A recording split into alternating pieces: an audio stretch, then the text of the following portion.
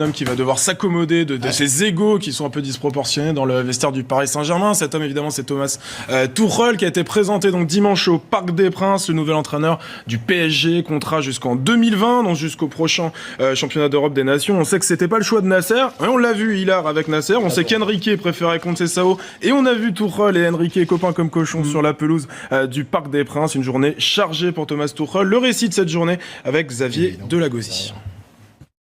Maintenant, il est temps que ça commence. Commencer le plus tôt possible, certainement une bonne idée pour Thomas Tuchel devant l'immense défi qui l'attend. The goals are the highest in this club. My goals are the highest. Always. Of course, we are here to win, of course. Tout gagner comme une évidence, et pour ça, Thomas Tuchel pourra évidemment compter sur Neymar, pièce maîtresse d'une équipe bâtie autour de lui. If we find a way to build a structure around him, to build a structure that he can show all his talent on the pitch, I think we have a key player to win our games. I want to have an atmosphere where the cup game is on the same level than the Champions League game. So when we have the same spirit in every training sessions, we can achieve everything. Mais la manière est tout aussi importante que la victoire, une équipe à l'image de la ville qu'elle représente. C'est Paris, ici c'est Paris, hein. C'est magnifique, c'est la ville de l'amour. I want absolutely that the team wants to play like this and that we attack and that we play with a high intensity and in the end I would love our supporters and our fans to fall in love with the team.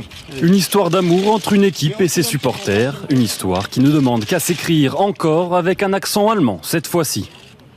Bah alors Giovanni Castaldi, il avait une image un peu austère vue de France. Et bah, il est souriant déjà, Thomas Tuchel. Ah oui. Il est meilleur au niveau linguistique qu'Unai Emery. Il a beaucoup de qualités Unai Emery, mais un peu moins que Thomas Tuchel qui a appris le français à une vitesse assez foudroyante. Alors juste, on le rappelle, on le répète depuis des mois, depuis qu'on sait que Thomas Tuchel sera à l'entraînement du Paris Saint-Germain. Thomas Tuchel, c'est l'école de la Bade-Württemberg, c'est-à-dire une région dans l'Allemagne, la région de Stuttgart. C'est l'école Rangnick à Leipzig maintenant. C'est l'école Joachim Löw, c'est l'école Jürgen Klopp. C'est assez rigide sur les principes de jeu.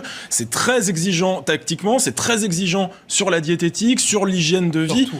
Avec le vestiaire du Paris Saint-Germain, est-ce qu'il va pas avoir un peu du mal, notamment avec Marco Verratti pour citer un exemple. Non, mais honnêtement, déjà, quand on le voit s'exprimer, il a beaucoup de confiance. C'est quelqu'un qui est très calme. Voilà, il y a pas cette nervosité qu'on pouvait avoir chez Unai Emery. Maintenant, si on doit résumer cette conférence de presse, quand on lui a parlé des titres, qui n'était pas la question que je vous pose. Non, mais dire aux gens qui étaient à la conférence de presse. Ah oui, vous y étiez. Oui, il y était. Honnêtement, quand on lui a parlé, voilà, est-ce que vous remportez avec des champions? Il dit voilà, moi je vais pas parler de titre maintenant, ce qui est important c'est de travailler les détails et l'état d'esprit. Voilà, il a pas voulu parler de titre, il a dit les stars c'est facile, voilà, pourquoi les stars sont faciles à gérer? Parce qu'elles veulent gagner et c'est pas compliqué à gérer. Donc franchement, il s'en est très bien sorti et on a compris que est-ce qu'il aura les mains libres? Ça, je sais pas. Mais en tout cas, ce qu'il veut travailler, c'est les détails et l'état d'esprit. Bon, Marc Libra, Thomas Tuchel disait les stars, c'est facile à gérer. Sauf que deux stars, Thomas Tuchel, dans son escarcelle, finalement, n'a eu que Pierre-Emerick Aubameyang et ça s'est pas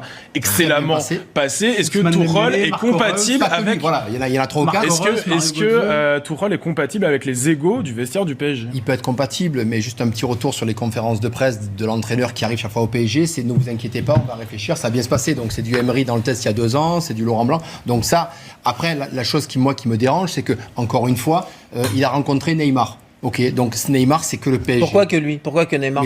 Mais c'est là mon gros problème. Pourquoi il repart? Non, mais c'est là mon gros problème. Parce que qu'est-ce qu'on fait de Cavani? Il y a des joueurs très importants. Bien sûr que Neymar est important, mais aujourd'hui, encore une fois, c'est raté de dire oui, j'ai vu Neymar, on a discuté sur un peu, on a parlé football tous les deux. Mais qu'est-ce qu'il va lui faire Neymar? J'ai une soirée, vous venez coach faire la photo avec moi dans le backdrop. Mais c'est pas possible avec ce genre d'entraîneur. Enfin, ou alors qu'il vende son âme au diable. Mais c'est pas possible. Donc aujourd'hui, si on réunit pas tous les cadres, parce que une équipe du PSG sans Cavani ou pouvoir Neymar, c'est pas la même équipe. Rien n'est dit qu'il réussira pas à faire l'unanimité. Rien n'est dit que Cavani va rester. Non mais donc on nous vend, c'est Neymar, donc c'est bon, j'ai tout réglé, on a parlé football, on s'est occupé. Et les autres joueurs, on en fait quoi? Parce qu'il y a un groupe derrière. Il en a parlé des joueurs. Il va les rencontrer, les joueurs. À la conférence de presse. C'est pas possible. Il en a parlé des autres joueurs et il a dit, par exemple, cette phrase... Giovanni, il en a parlé, les joueurs. Il a dit il a parlé de tout le monde. Et ça, j'ai trouvé ça plutôt bien. Il a dit, on lui a posé la question sur le mercato, il a dit déjà, moi, je viens pas pour imposer des noms, et je vais être honnête, si le mercato, il s'arrête demain et que j'ai l'effectif actuel, je suis le plus heureux des entraîneurs. Justement, cette déclaration, elle est très importante. importante. Bien On sait que Thomas Tuchel va devoir un petit peu façonner, si vous voulez, l'effectif du Paris Saint-Germain à son image. La réponse dont vient de parler Giovanni de Thomas Tuchel en conférence de presse sur le mercato à venir. I can answer, on his behalf that he doesn't want any player. No, I'm just joking. I look at coach. I'm a happy person. I see the team has a lot of talent, there's a lot of personality. If it closes now, I'm a happy person. I have no demands like I just come and this and I need that, and it's not like this. When we get known to the players, it's the most important thing for me to get known to the players personally and to trust the people who built these teams. Tuchel qui a rencontré Neymar, Giovanni en parlait hors antenne avec le fameux paperboard, les fameux positionnements tactiques qu'il va rencontrer Areola. Pendant qu'on regarde un petit peu les cibles du PSG version Tuchel sur le prochain mercato, Raymond Abou, vous, ça vous enthousiasme? Moi, ça me choque. Moi, je vais lui laisser Tuchel, je vais lui laisser sa chance. Il vient et c'est pas un abruti. Donc ça vous enthousiasme pas? Non, mais c'est pas ça. Il est important justement puisque tu en parles. Non, j'avais pas parlé. Non, mais il est important que Tuchel. Il a raison. Non, mais il est important que Tuchel sache que tu vas lui donner sa chance. Voilà. Moi et plein d'autres Parisiens, on va lui donner sa chance, pas comme Emery. Parce qu'Emery, quand il est arrivé tout de suite au début, on a tout de suite tapé sur Emery. Si tu m'avais laissé finir, j'aurais pu développer. Mais j'ai pas pu.